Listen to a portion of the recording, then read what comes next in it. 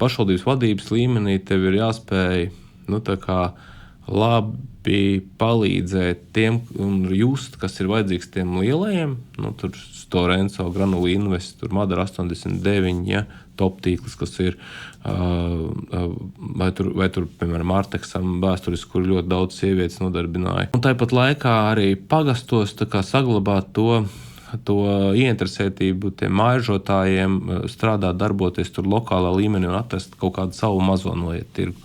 Un visu laiku ir tā milzīgā balansa meklēšana starp tām interesēm.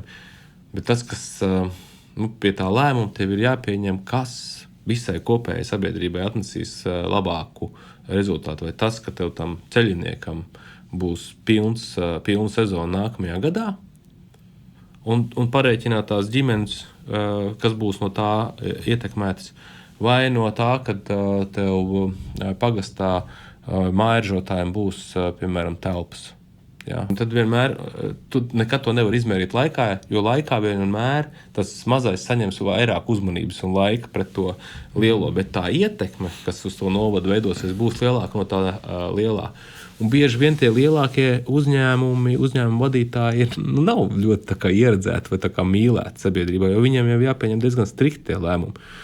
Un tam pašvaldības vadītājiem vai pašvaldībai vienmēr ir jābūt tam, tādam tā kā vidutājam starp to attīstību un starp to lielo un starp to mazo.